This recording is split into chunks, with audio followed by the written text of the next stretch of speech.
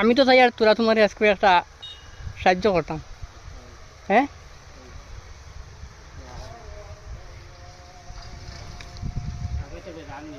হ্যাঁ